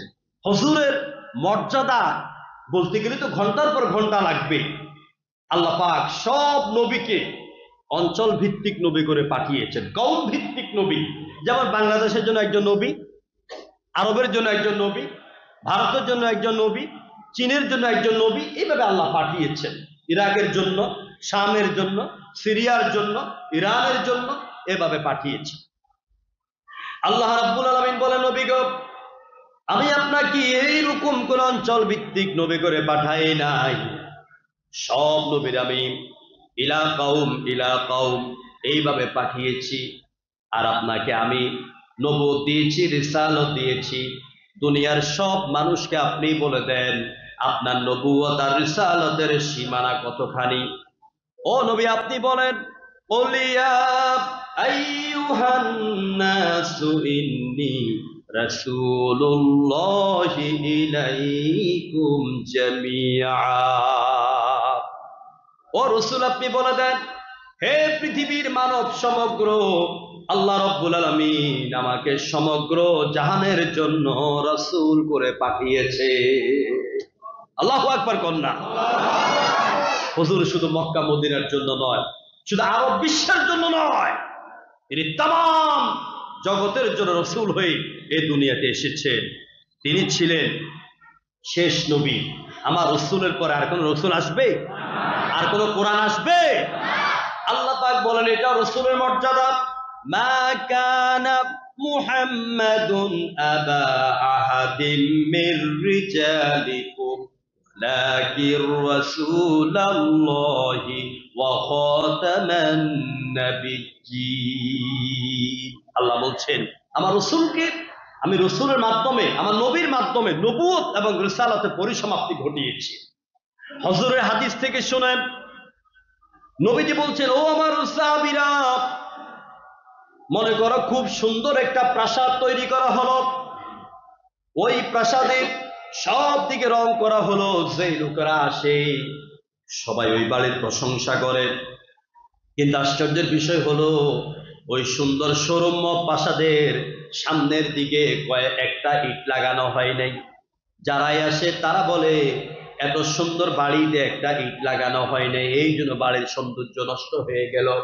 সাহাবীরা, দুনিয়াবাসী শুনে রাখো, নবুয়ত নামক বাড়ির ওই সুন্দর বাড়ির শেষ ইটের নাম হচ্ছে মুহাম্মাদুর রাসূলুল্লাহ। আমি এসে নবুয়ত আর রিসালাত নামক বাড়ির সৌন্দর্যকে বহু গুণে বৃদ্ধি করে দিলাম। হুজুর আমার কি সুন্দর নবী, কি রূপের বাহাদুরি আমার রাসূলের চেহারা মোবারকের মধ্যে। হুজুরের চেহারা নিয়ে কথা বলতে গেলে শামাইলে তিরমিজির কয়েক ডজন হাদিস বলা যায়। সংক্ষেপে বলি, হযরত ইউসুফকে বলা হয় সুন্দরের পিরামিড, ঠিক কিনা বলেন? সুন্দরের পিরামিড। যে ইউসুফকে দেখে মিশরের নারীরা হাত কেটে ফেলেছে, আপেল কাটতে গিয়া হাত কেটে ফেলেছে। মা আয়েশা বলছেন ওই সময়ের নারীরা আপেল কাটতে গিয়া আঙ্গুল কেটে ফেলেছে, টের পায় নাই। যদি ওই যুগের নারীরা আজকে আমার নবী মোহাম্মদ রসুল্লাহকে দেখতো, শুধু আঙ্গুল নয়, গোটা গোটা হাত কাটতে কাটতে কলিজা কেটে ফেলতো, মোটর টের পেত না। চাঁদের চেয়েও সুন্দর আমার প্রিয় নবীজির মুচকি হাসি, চাঁদের চেয়েও সুন্দর আমার প্রিয় নবীজির মুচকি হাসি। নবীর শরীরের ঘামের ঘ্রাণে হার মানিত গোলাপে বেলি। সুবহানাল্লাহ। আল্লাহ রসুলকে আল্লাহ পাক এত সৌন্দর্য দিয়েছেন। নবী করিম সাল্লাল্লাহু আলাইহি সাল্লাম তিনি পৃথিবীতে এলে আল্লাহ রাব্বুল আলামিন তাকে করেছেন উত্তম চরিত্রের অধিকারী। সুবহানাল্লাহ। সূরা আল কালামের ভিতরে আল্লাহ পাক নিজেই, আমি এই পয়েন্টের উপরে কথা বলেই আমি শেষ করে দিব, আপনাদের কষ্ট হচ্ছে নাকি? আমরা একটা সময়ের ভিতরে শেষ করে দেব ইনশাআল্লাহ। তো নবী করিম সাল্লাল্লাহু আলাইহি সাল্লামের তিনি বড় হলেন, বড় হতে হতে এবং জীবনের শেষ পর্যন্ত তার মধ্যে যে চারিত্রিক বৈশিষ্ট্যগুলি ফুটে উঠেছে, এই চারিত্রিক বৈশিষ্ট্যগুলি আমাদের জানতে হবে এবং রাসূলের আজকের সিরাত আলোচনা থেকে আমাদেরকে মানার সিদ্ধান্ত নিতে হবে। রাসূলকে ভালোবাসি। রবিউল আউয়াল আসলে, রবিউল আউয়াল এলে তোমারি গান গাই, রবিউল আউয়াল গেলে তোমায় ভুলে যাই, ঠিক না? কি নবী প্রেম উতরাইয়া উঠে। চট্টগ্রামে দেখবেন বিশাল বিশাল বিরানির ড্যাগ, খালি পায়ে মিছিল, তাজিয়া মিছিল, এরপর নবী প্রেমের মিছিল, নবীর আশেকের মিছিল, সারা রাত বিরানি পাকায়, সকালবেলা ফজর না পইরা খাইয়া দুলছে ঘুমায়, ঠিক কিনা বলেন? এরপরে এই রবিউল আউয়াল আসলে পরে ঘরে ঘরে মিলাদ দিন, নবী প্রেমের প্রমাণ দিন, নবীর প্রেমের প্রমাণ দেয়। নামাজ নাই, কালাম নাই, ইয়া নবী সালাম আলাইকা। আর বাজারের সব মিষ্টি আর গরুর সাক্কার মতন জিলাপি খাইয়া সব শেষ, আর বুঝা হে নবী আপনার প্রেমে বাজারের মিষ্টি আর জিলাপি সব শেষ করে দিলাম, আর কি করিতে পারি? ঠিক কিনা বলেন? এটা নাম নবী প্রেম নয়, এটা নাম নবীর ভালোবাসা নয়। নবীজি বলেছেন, হযরত আনাস এবং আবু হুরায়রা থেকে দুজন থেকে হাদিস বর্ণিত, লা ইউমিনু আহাদুকুম হাত্তা আকুনা হাব্বা ইলাইহি মিন ওয়ালিদিহি ওয়া ওয়ালিদিহি ওয়ান নাসি আজমাইন। তোমাদের মধ্যে কেউ প্রকৃত মুমিন হতে পারবে না যেই পর্যন্ত তার স্ত্রী, তার স্বজন, তার মা বাপ, তার ছেলে মেয়ে, তার সম্পত্তি, জাগতিক বিষয়ে যা কিছু আছে, তার নেতা, তার রাজনীতি, তার আন্দোলন, সব কিছু থেকে আমি রাসূল যেই পর্যন্ত কোন ব্যক্তির কাছে প্রিয় না হব, ওই ব্যক্তি কখনো মুমিনে কামেল হতে পারবে না। সমাজের দিকে তাকাইয়া দেখেন, রাজনৈতিক অঙ্গনের দিকে তাকাইয়া দেখেন, নবীকে অনেক ভালোবাসি, ইয়া নবী সালাম আলাইকার অভাব নাই। আমার সামনে, আপনার সামনে, দোকানের মধ্যে কেউ যদি তার নেতাকে, কেউ যদি বিপক্ষের দলে একটা গালি দেয় বা কটাক্ষ ভাষায় কথা বলে, সাথে সাথে তাকে ঘুষি মাইরা নাকের বারান্দা উড়াইয়া দেয়, অথবা পুলিশের কাছে ফোন দেয়, তাকে অ্যারেস্ট করাইয়া দেয়। চিল্লায় এখন ঠিক কিনা? কিন্তু ঠিক এই আব্দুল করিম, এই আব্দুল সামাদের সামনে যখন আমার বিশ্ব নবীর গালি দেয়, নবীর ব্যাপারে কে অহেতুক যখন কথা বলে, তখন ওর বিরুদ্ধে তার একটা বক্তব্য নাই। এই হচ্ছে নবী প্রেম। অথচ রাসূল বলছেন, তোমার সব কিছু থেকে প্রিয় হতে হবে আমি রাসূল যে পর্যন্ত প্রিয় না হব, সেই পর্যন্ত তুমি এই মুমিন হতে পারবে না। রাসূলকে সাহাবাই কেরাম কিভাবে ভালোবেসেছেন দেখুন। নবীকে ভালোবাসা ইমানের অঙ্গ। ইমানের কি অঙ্গ? এটা আল্লাহর নির্দেশ। আল্লাহ রাব্বুল আলামিন বলেন, নবী আপনি বলে দেন, কুল ইন কুনতুম তুহিব্বুনাল্লাহ ফাত্তাবিউনি ইউহিব্বুকুমুল্লাহ ওয়া ইয়াগফির লাকুম যুনুবাকুম ওয়াল্লাহু গফুরুর রহিম। নবী আপনি বলে দেন, যদি তোমরা আল্লাহকে ভালোবাসতে চাও, এখানে যারা এসেছেন আমার বাবারা ভাইয়েরা, সবাই আওয়াজ করে বলেন আমরা কারে ভালোবাসতে চাই? আরো জোরে বলেন কারে ভালোবাসতে চাই? একটু হাত উঁচা করে আমার আল্লাহকে দেখাইয়া দেন কারে ভালোবাসতে চাই। ও আল্লাহ পাক, আনন্দনগরের মসজিদের দিকে তাকাইয়া দেখো, তোমার রাসূলের জীবনী আলোচনার মধ্যে তোমার বান্দারা হাত তুলে ওয়াদা করছে আমরা সবাই তোমাকে ভালোবাসতে চাই। তোমার ক্যামেরা দিয়া ছবিগুলো তুলে নাও, আর এই উসিলায় কিয়ামতের দিন আমাদেরকে মাফ করে দিও। আমার ভাইয়েরা, আল্লাহ পাক বলেন, নবী আপনি বলেন, যদি তোমরা আল্লাহকে ভালোবাসতে চাও, ইন হরফে শর্ত, যদি আল্লাহকে ভালোবাসতে চাও, ফাত্তাবিউনি, এর অর্থ কি? আমি নবীকে এইটা ভুল অর্থ।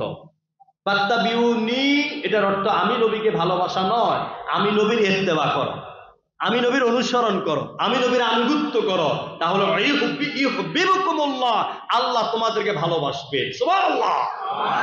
আর কি করবেন? ওয়ায়াগফির লাকুম যুনুবাকুম ওয়াল্লাহু গফুরুর রহিম। আল্লাহ পাক তোমাদের জীবনের জানা অজানা সব গুনাহগুলোকে তিনি মাফ করে দিবেন। সুবহানাল্লাহ। তাহলে গুনাহ মাফ পাইতে হলে, আল্লাহর ভালোবাসা পাইতে হলে নবীর ইত্তেবা লাগবে, নবীর অনুসরণ লাগবে, নবীর চরিত্রের রঙে আমাদেরকে রঙিন হতে হবে। শুধু মুখে বলে ভালোবাসি, অন্তরে যে নাই, এমন ভালোবাসার দাম ভাই আল্লাহর কাছে নাই। আছে? মুখ দিয়ে বলে ভালোবাসি, দাঁড়িয়ে রাখি না। মুখ দিয়ে ভালোবাসি, আমরা দিলাকুলু ব্যবহার করি না, টিস্যু ব্যবহার করি না। মুখ দিয়ে বলে ভালোবাসি, ওদুর সুন্নত গুলো আদায় করি না। মুখ দিয়ে ভালোবাসি, মসজিদে ঢুকার আদবটা জানি না, গল্প করতে করতে বাম্পা ঢুকাইয়া দিই। জনগণ ঠিক কিনা? অজু করার আগে মুখের থেকে সিঙ্গাটা ফালাই। সিঙ্গা চেনেন তো? হ্যাঁ, সিঙ্গা টান মারে, নাকে দুই ছিদ্র দিয়ে উপরের দিকে ধোঁয়া ছাড়ে, এমনি ফু দিয়া ছায় দে, মঙ্গল গ্রহে ধোঁয়া গেছে কিনা ছু হয়ে ছায়া দেয়। এই যে আপনি ধোঁয়া ছাইরা অজু করলেন, ধোঁয়া ছাড়া অজু করলেন, আপনার মুখের গন্ধ কি চলে গেছে? সিগারেটের গন্ধ কি চলে গেছে? আকিস বিড়ির গন্ধ কি চলে গেছে? যায় নাই। তো আপনি তো পবিত্র হলেন না। ঠিক, আপনি কুলি করেছেন, অজু করেছেন, মসজিদে ঢুকেছেন। এবারে দেখেন সমস্যাটা কোন জায়গায়। আপনার বাপের টাকা দিয়ে, আপনার টাকা দিয়ে সিগারেট খান, আকিস বিড়ি খান, আবুল বিড়ি খান, আমার কিচ্ছু যায় আসে না। আমার সমস্যা হচ্ছে ওই জায়গায় আপনি যখন এই মসজিদে ঢুকার আগে আকিস বিড়িটা ফালাইয়া অজু করে মসজিদে ঢুকলেন, আপনি যখন আল্লাহু আকবার বললেন, এই আল্লাহু আকবার বলার পরে মুখ দিয়ে একটা নিঃশ্বাস বের হল, সাথে সাথে একটা গন্ধ বের হবে নাকি হবে না? আপনার পাশে জামাতে যে ভাই দাঁড়িয়েছে ওর মুখে গন্ধ যাবে নাকি যাবে না? আপনি যখন রুকুর মধ্যে গেলেন, সুবহান রাব্বিয়াল আলা, এটা উচ্চারণ করার সাথে সাথে আপনার ভাইয়ের যিনি এইগুলি খান না, পান করেন না, ওর ঘুমিয়ে আসবে। আচ্ছা, ওইটার কথা বাদ দিলাম। আপনি যখন নামাজের মধ্যে দাঁড়িয়ে যান, আপনার কাছে ফেরেশতা চলে আসে, উলাইকা আলাইহিম সালাওয়াতুম মির রাব্বিহিম ওয়া রাহমাহ। ইমাম যখন দাঁড়ায়, এই মেহরাবের মধ্যে রহমত নাজিল হয়, তারপর মুয়াজ্জিন, তারপর ডানে, তারপর বামে, এরপর পেছনে রহমত ছড়াতে থাকে। ফেরেশতা নাজিল হয়ে যায় রহমতের বাড়িধারা নিয়ে। আপনার মতন পিচাস নাখান্দা যখন সুবহান রব্বিল আলা, সুবহান রব্বিল আযীম বলার সময় মুখ দিয়ে গন্ধ বের হয়, ফেরেশতারা বলে, আল্লাহ আমার কোন খবিসের কাছে পাঠিয়েছ, এটার গন্ধ তো আমার জীবন চায়। ঠিক কিনা বলেন? যুক্তি মাথায় ঢুকে কিনা? তাহলে আপনার নামাজ হচ্ছে না। এই নামাজ না হওয়ার কারণে মসজিদ থেকে বের হওয়ার সময় অনেকে জুতা চুরি করে। অথচ আল্লাহর ওয়াদা কি? ইন্নাস সালাতা তানহা আনিল ফাহশাই ওয়াল মুনকার। নিশ্চয় নামাজ নামাজি ব্যক্তির চরিত্রকে পরিশুদ্ধ করে, খারাপ কাজ থেকে ফিরাইয়া রাখে, মন্দ কথা থেকে ফিরাইয়া রাখে, ওজন কম দেওয়া থেকে ফিরাইয়া রাখে, পরনারীর আঁচল ধরে টান দেওয়া থেকে দূরে রাখে, আবার পরনারীকে রাতের গভীরে ফ্রি SMS করতে বারণ করে একমাত্র নামাজ। এখন আপনি নামাজও পড়েন, মিথ্যা কথাও বলেন, নামাজও পড়েন, চুরিও করেন, নামাজও পড়েন, ওজনে কম দেন, নামাজও পড়েন, ফ্রি SMS করেন, নামাজও পড়েন, পরকিয়া করেন, নামাজও পড়েন, সুদও খান, ঘুষও খান। এখন আপনি ঠিক না আল্লাহ ঠিক? কে ঠিক? আল্লাহ বলছে নামাজ পড়লে পরে এমন অপকর্ম করবা না, কিন্তু আপনি নামাজ পড়ছেন, অপকর্ম করছেন। এবার আপনার বিচারে বলেন আল্লাহর কথা ঠিক না আপনার কথা ঠিক? আল্লাহ পাক বলছেন নামাজ পড়লে অন্যায় কাজ থেকে ফিরে থাকবে। এখন আমি নামাজও পড়ি, অন্যায় করি, বুঝতে হবে আমার নামাজ হয় না। রুকু যেভাবে করার কথা ওইভাবে রুকুতে পিঠটা সমান করি না। যেভাবে সেজদা যাওয়ার কথা নিজেকে আল্লাহর দরবারে কেন নাকি তারা তুমি এমন ভাবে আল্লাহর সামনে দাঁড়াও যেন তুমি আল্লাহকে দেখতেছো। যদি সেটা সম্ভব না হয় মনে করবে আল্লাহ তোমাকে দেখতেছে। এ খুশু অবস্থান নিয়ে যদি আপনি নামাজে না দাঁড়ান নামাজ হবে না। মশা একটা কামড় দিলে ঠাস করে থাপ্পড় মারেন, অথচ হযরত আলী রাদিয়াল্লাহু তাআলা আনহুর পা দিয়ে তীর ঢুকে গেল। হুজুর বলছেন আমার আলী যখন নামাজে দাঁড়াবে তখন তীর বাহির করবে, এর আগে তীর বাহির করতে পারবা না। আলীর পাও থেকে তীর বের করেছে, নামাজের পরে আলী তীর খুঁজে আমার পায়ে তীর খুঁজ। নামাজ কাকে বলে আমার ভাইয়েরা? সুতরাং নবী করিম সাল্লাল্লাহু আলাইহি ওয়াসাল্লামের চরিত্রের রঙে আমাদেরকে রঙিন হতে হবে। আল্লাহ রাব্বুল আলামিন বিশ্ব নবীর চারিত্রিক সার্টিফিকেট দিলেন, দুনিয়ার কোন মানুষ দেন নাই। কোরআনে কারীমের সূরা আল কালামের ভিতরে আল্লাহ পাক বলেন ওয়া ইন্নাকা লাআলা খুলুকিন আযীম। আল্লাহ পাক বলছে নবী গো আমি আপনাকে সর্বোত্তম সর্বশ্রেষ্ঠ চরিত্রের অধিকারী বানাইলাম। আল্লাহ পাক বলতে পারতেন ওয়া ইন্নাকা লাআলা খুলুকিন কাবীর। আল্লাহ পাক বলতে পারতেন ওয়া ইন্নাকা লাআলা খুলুকিন তাবিল। তাবিল কাবীর পুরোটাই নয়। আল্লাহ পাক বলেছেন খুলুকিন আযীম, আরশে আযীম, কোরআনে আযীম, যেটার বড়ত্বের কাছে গোটা দুনিয়া হার মানে। হে রাসূল আমি আপনাকে ওইরকম মহান চরিত্রের অধিকারী বানাইলাম। আপনার চরিত্র মাপার জন্য গোটা আকাশে গোটা জমিনে এমন কোন পিতা এমন কোন রশি এই পর্যন্ত তৈরি হয় না। এটা এত গভীর এত লম্বা।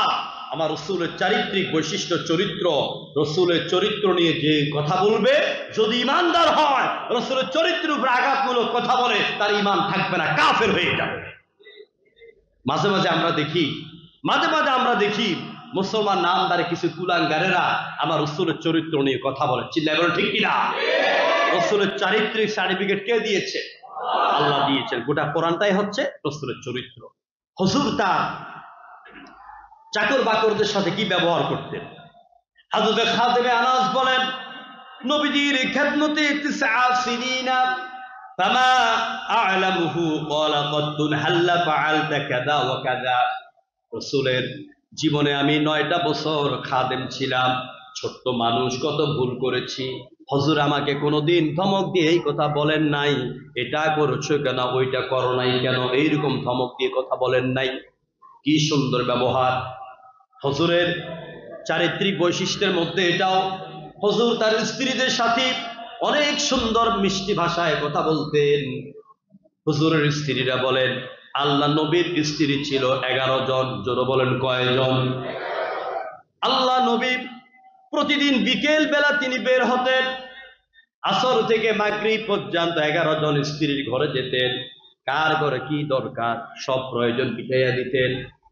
আর হুজুরের জীবনে দেখা যায় আল্লাহ নবী যে রাত্রিতে স্ত্রীদের সাথে সহবাস করতেন, আল্লাহ নবী এট এ টাইম একের পর এক 11 জন স্ত্রীর সঙ্গে তিনি সমানভাবে সহবাস করতে পারতেন। বীর পুরুষ, আল্লাহ পাক তাকে ক্ষমতা দিয়েছেন। হুজুর 30 জন নারীর সাথে একসাথে সহবাস করার ক্ষমতা আল্লাহ রাসূলকে দিয়েছেন। আল্লাহু আকবার। আমার ভাইরা, নবী করিম সাল্লাল্লাহু আলাইহি ওয়াসাল্লামের স্ত্রীগণ বলছে, নবীজি কখনো আমাদের সাথে বেইনসাফি কোনো কিছু করেন নাই। তিনি কোন স্ত্রীর ঘরে কোন দিন থাকবেন সব কিছু তিনি ভাগ করে নিতেন। এই জন্য আল্লাহ পাক পুরুষদেরকে মাসনা সালাসা রুবা, 2 2 3 3 4 বিবাহ করার অনুমতি দিয়েছেন। আবার আল্লাহ পাক বলে দিয়েছেন, যদি ইনসাফ করতে না পারো একটা নিয়ে সন্তুষ্ট থাকো। বাংলাদেশের নারীরা স্বামীর দ্বিতীয় বিয়েকে পছন্দ করে? জোরগোনা করে? করে না। কেন করে না? করে না এই জন্য, কারণ আমার দেশের পুরুষদের অভ্যাস খারাপ, চরিত্র খারাপ। সেটা কেমন? নতুনটারে পাইয়া পুরানটারে ভুলা যায়। জোরগোনা ঠিক কিনা? নতুনটারে পাইয়া পুরানটারে ভুলা যায় না, এটা হচ্ছে ইসলামে আবার হারাম। আপনার যদি প্রয়োজন হয়, আপনি যদি ইনসাফ করতে পারেন তাহলে আপনি করবেন, তবে বাংলাদেশের মধ্যে এটা হয় না। এই জন্য প্রথম বউ কয়, যদি দ্বিতীয় বিয়ে করছে আমি শুনি, দাও দিয়া কোপাইয়া কল্লা ফালাইয়া দিব। আমার ভাইরা, নবী করিম সাল্লাল্লাহু আলাইহি সাল্লাম এমন ছিলেন না। হুজুর যেমন চাকর বাকরদের সাথে ভালো ব্যবহার করতেন, স্ত্রীদের সাথে ভালো ব্যবহার করতেন। তিনি হাসি মুখে লোকদের সাথে কথা বলতেন। আমাদের মধ্যে অনেক বক্তা আছে, এবার আমাদের একটু ওয়াজ করি। আমাদের মধ্যে অনেক বক্তা আছে, একটু ভাইরাল হয়ে গেছে। আমাদের ছাত্র আমি আর তারেক মনোয়ার ভাই, আমাদের থেকে যে ওয়াজ শিখছে ওই লোকটা এখন বিশাল ভাইরাল। আমরা দোয়া করি আল্লাহ তাকে আরো বড় করুন। তো এইরকম অনেক ভাইরাল বক্তা আছে। এখন ওর সাথে যদি আপনাদের মতন সাধারণ মানুষ একজন আলেমের সাথে দেখা করা, সালাম বিনিময় করা, মুসাফা করা, এটা তো মনের একটা আকাঙ্ক্ষা। আমরা ঢাকা থাকি, আমাদেরকে ওই খাগড়াছড়ি, টেকনাফ, হিলা থেকে ফোন দেয়, সালাম দিয়ে যদি একটু ভালো মন্দ জিজ্ঞেস করে, ও পুরা বাজার ফাড়াইয়া ফেলে যে আমি জাবির সাহেবের সাথে কথা বলছি, আমি আজহারি সাহেবের সাথে কথা বলছি, আমি উমুকের সাথে কথা বলছি, খুব ধন্য মনে করে। কিন্তু আমাদের অভ্যাস কি, আমরা ফোন দিলে ঠিক করে ফোনটা ধরি না। আমাদের সাথে মাহফিলে গেলে আমরা নিজের হ্যাডম দেখাইয়া আমরা সাধারণ মানুষের সাথে মুসাফা করতে চাই না, কারণ আমি রিজার্ভ রাখি আমাকে। আমি এইভাবে একটা সাধারণ লোকের সাথে আমি হাত মিলাবো, এটা কি করে হয়? নাউযুবিল্লাহি মিন যালিক। নবী করিম সাল্লাল্লাহু আলাইহি সাল্লামের চরিত্রের বৈশিষ্ট্য দেখেন। আল্লাহ নবী বিকেল বেলা আসরের নামাজের পরে মসজিদে নববীতে বসে আছেন। গ্রাম্য আরব্য বেদুইন কৃষি কাজ করে, গায়ের মধ্যে ধুলাবালি। তিনি হুজুরের সাথে দেখা করার জন্য ধুলাবালি নিয়ে চলে এলেন। একটু দূর থাকতে বললেন, আসসালামু আলাইকা ইয়া রাসূলুল্লাহ। সালাম দিয়ে তিনি অসহায়ের মতন দাঁড়িয়ে আছেন, বিনম্রভাবে কুচু করছেন। রাহমাতুল লিল আলামিন নিজের ডান হাত বের করে দিয়া মুসাফা করার জন্য বলছে, সাহাবী তোমার হাত দাও, মুসাফা করো। হুজুরের হাতের সাথে ওই কৃষকের হাত লেগে গেল। তাড়াতাড়ি করে জামার মধ্যে মুছে হুজুরের সাথে মুসাফা করছেন। আল্লাহ নবী ওই সাহাবীর থেকে মুসাফা করে হাত সরাচ্ছেন না। এর কারণ হলো, হুজুর যদি তার হাত থেকে হাত সরাইয়া ফেলেন তাহলে লোকটা মনে করবে না জানে হুজুর আমার সাথে হাত মিলাতে ঘৃণা করতেছেন। এই জন্য সাহাবী যেই পর্যন্ত হাত না সরিয়েছেন, আল্লাহ নবী ততক্ষণ পর্যন্ত হাত সরাতেন না। আমরা সেই চরিত্রের অধিকারী হতে হবে। প্রিয় ভাইরা, নবী করিম সাল্লাল্লাহু আলাইহি ওয়াসাল্লাম তিনি ছোট্ট শিশুদেরকে আদর করতেন। এই মসজিদে ছোট্ট শিশুরা আসে নাকি আসে না? আমরা অনেক জায়গায় ধমক দিয়ে এদেরকে বের করে দিই। আপনারা যারা মসজিদে নববীতে গিয়েছেন, মক্কায় গিয়েছেন, আপনারা দেখেছেন বিশেষ করে মসজিদে নববীতে ছোট্ট বাচ্চারা খেলাধুলা করে, লাফালাফি করে। কারণ এই বাচ্চারাই তো হবে আগামী দিনে প্রথম কাতারের মুসল্লি। এই জন্য বাচ্চাদেরকে ধমক দিবে না। ওকে যদি ধমক দিয়ে ভয় দেখাইয়া মসজিদ থেকে বের করে দেন, ও তো ঘরে যাইয়া বলবে আমি আর মসজিদে যাব না, ভয় পাইয়া মসজিদে আসবে না। অথচ রসুলের জীবনে দেখা যায়, হুজুর এই মেহরাবে যখন নামাজ পড়াচ্ছেন, হযরত হুসাইন রাদিয়াল্লাহু তাআলা আনহু, হাসান রাদিয়াল্লাহু তাআলা আনহু হুজুরের পিঠের মধ্যে উঠে ঘোড়ার মতন খেলতেন।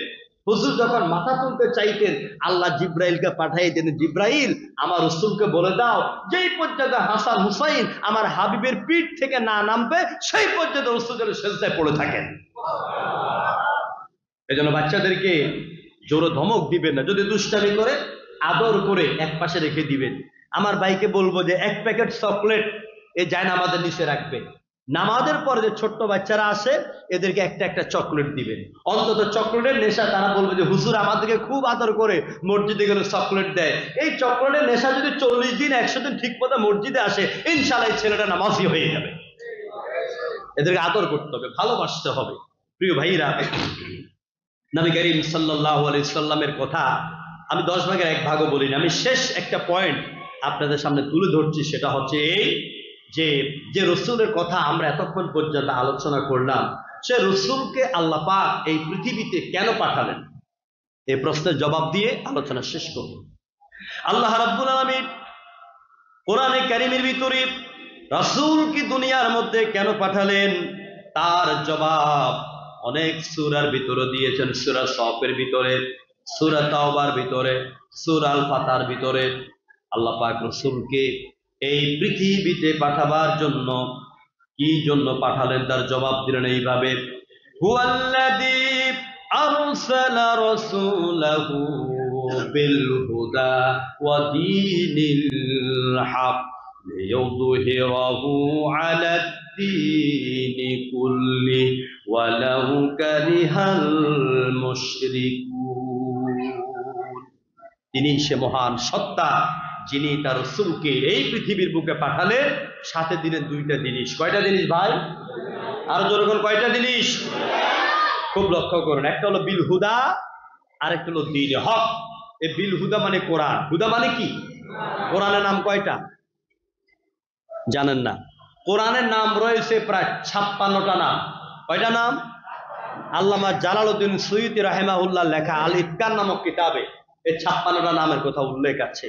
কোরআনের এক নাম কোরআন, এক নাম হুদা, এক নাম শিফা, এক নাম তানজিল, এক নাম বাইয়িনাত, এক নাম ফুরকান, এক নাম আপনার কি যে বলে নূর। এগুলি সব কোরআনের নাম। তো আল্লাহ পাক বলছেন আমার নবীর সাথে আমি হুদা দিলাম, অর্থাৎ কোরআন দিলাম, আর কি দিলাম? ওয়া দীনিল হক। দ্বীনে হক হচ্ছে ইসলাম। দ্বীনে হক কি? ইসলাম। আমার নবীর সাথে কোরআন দিলাম আর দ্বীনে হক দিলাম। উদ্দেশ্য হলো লিইয়ুযহিরাহু আলাদ দীনি কুল্লিহি ওয়ালাউ কারিহাল মুশরিকুন।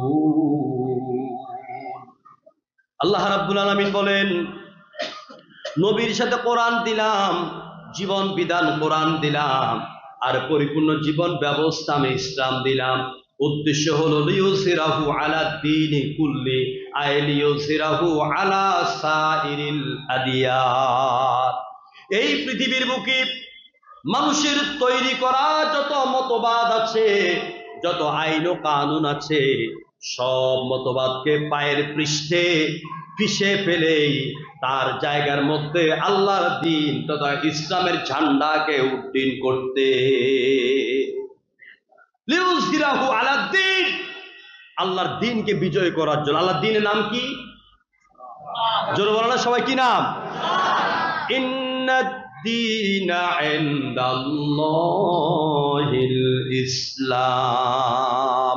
ইসলাম is the complete code of life. পরিপূর্ণ জীবন ব্যবস্থার নাম হলো ইসলাম। এই ইসলামের ঝান্ডা আকাশে উঠবে, এই ইসলামের ঝান্ডা বাংলাদেশের সংসদে উড়াতে হবে, ইসলামের পতাকা পার্লামেন্টে উড়াতে হবে, সচিবালয়ে উড়াতে হবে, সেক্রেটারিয়েটে উড়াতে হবে। ইসলামের পতাকা ছাড়া অন্য কোনো পতাকা এই দেশে জায়গা পাবে না। জোরে বল ঠিক কিনা?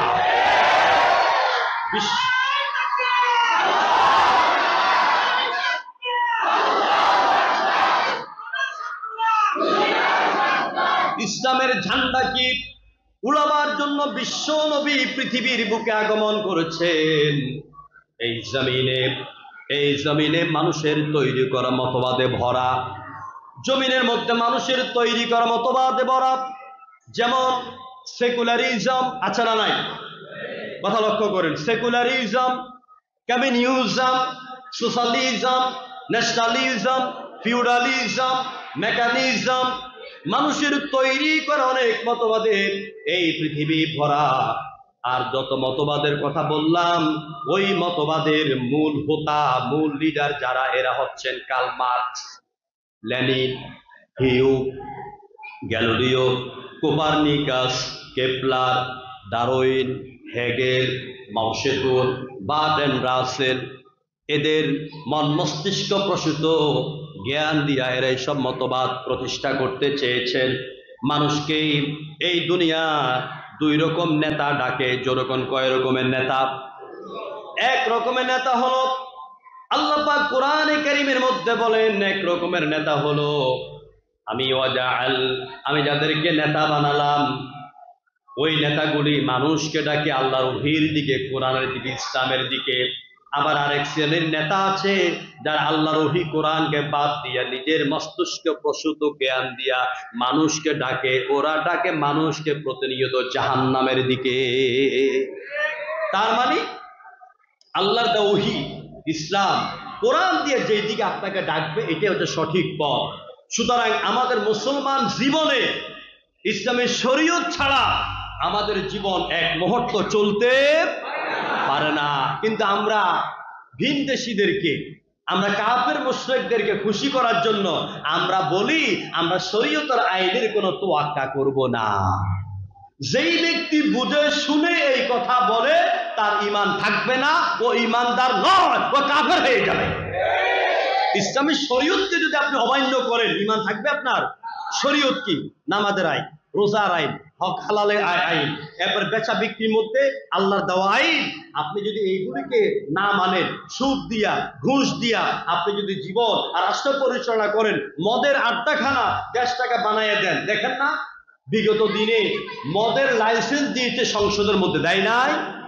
দুই নম্বরে বিগত দিনে আমাদেরকে শরীফ থেকে শরীফা বানাবার চেষ্টা করেছে। বিগত দিনে আমাদেরকে কি যে বলে আপনার বান্দর বানাবার চেষ্টা করেছে। বিভিন্ন শিক্ষা ব্যবস্থার মাধ্যমে আমাদের ছেলে মেয়েদেরকে কুকুর আর কুকুরটির মতন রাস্তার মধ্যে সঙ্গম করার রাস্তা খুলতেছিল। আলহামদুলিল্লাহ, বাংলাদেশে মসজিদের মেহরাবে বসে, মিম্বরে বসে আলেম ওলামা, সাধারণ মানুষ, মুসলমানেরা এইসব শিক্ষা ব্যবস্থার বিরুদ্ধে কথা বলেছে। আজকে আমরা দেখতে পাচ্ছি প্রাথমিক শিক্ষা অধিদপ্তরে যেখানে শিক্ষক নিয়োগ দেওয়ার কথা, ইসলামী শিক্ষা, সেটাকে না দিয়া ওখানে গানের শিক্ষক নিয়োগ দিচ্ছে। এ বাচ্চাদের কলিজার মধ্যে গান ঢুকাইয়া দিচ্ছে। এ বাচ্চাদের চরিত্রকে নষ্ট করার জন্য বিভিন্ন গান ঢুকাবার জন্য শিক্ষক নিয়োগ দেওয়া হচ্ছে। সুতরাং আমরা তো বড় চিন্তিত। আমরা যে লাউ সেই কদু, জনগণ ঠিক কিনা? এই জন্য আমরা আগামী দিনে একটা সুন্দর বাংলাদেশ পাওয়ার জন্য চাঁদাবাজ, সন্ত্রাস, মানুষ হত্যা, খুন খারাপি, নারী নির্যাতন, ধর্ষণ, এগুলি থেকে মুক্ত একটি বাংলাদেশ পাওয়ার জন্য আল্লাহর কোরআনকে সংসদে পাঠাইতে হবে। রাজি আছেন আপনারা? আমরা কোরআনের রং দিয়া একটাবার যদি বাংলাদেশকে রাঙাইতে পারি, আমি জাবিরি কোরআন হাতে নিয়ে বলে গেলাম, বিশ্বাস করুন, চাঁদাবাজ থাকবে না, ডাকাতি থাকবে না, সন্ত্রাস থাকবে না। আমরা আল্লাহকে বলবো, হে আল্লাহ, তোমার রাসূল যে দিন প্রতিষ্ঠার জন্য জমিনে এসেছেন, যে রক্ত দিয়েছেন, যে জীবন দিয়েছেন, আমরা যেন তোমার রাসূলের পথ ধরে সেই পথে অগ্রসর হতে পারি, আমাদেরকে তৌফিক দাও বলে আমিন। এই জন্য আমাদের কয়েকটা কাজ করতে হবে। এক নম্বরে শিরক মুক্ত ঈমানের অধিকারী হতে হবে, যে ঈমানের মধ্যে শিরক থাকবে না। দুই নম্বরে 5 ওয়াক্ত নামাজি হতে হবে। 3 নম্বরে সত্যবাদী হতে হবে। 4 নম্বরে ভালো মন্দ চিনার মতন বিবেককে আপনার মধ্যে লালন করতে হবে। 6 নম্বরে এই কলিজার মধ্যে তাকওয়াকে জায়গা দিতে হবে। আল্লাহুম্মা জাআল ফি কলবি তাকওয়াহা, আল্লাহ তুমি আমার কলবটাকে তাকওয়ার রং দিয়ে ভরে দাও। প্রিয় ভাইয়েরা, ন্যায়ের পক্ষে থাকবেন, ইনসাফের পক্ষে থাকবেন, সত্যের পক্ষে থাকবেন, কোরআনের পক্ষে থাকবেন, তাহলে কোরআন কিয়ামতের দিন আপনার জন্য আল্লাহর কাছে সুপারিশ করবে ইনশাআল্লাহ।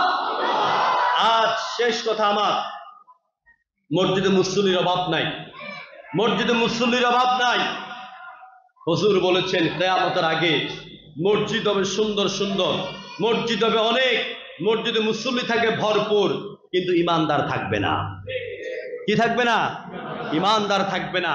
আজকে আমরা বিভিন্ন জায়গায় দেখি, যখন এই মসজিদের মিম্বরে বসে আল্লাহর আইনের কথা বলা হয়, কোরআনের আইনের কথা বলা হয়, হকের কথা বলা হয়, সুদের বিরুদ্ধে, ঘুষের বিরুদ্ধে কথা বলা হয়, তখন অনেক জায়গায় মসজিদ কমিটির মধ্য থেকে কেউ কেউ দাঁড়াইয়া ইমামকে চুপ করাইয়া দেয়।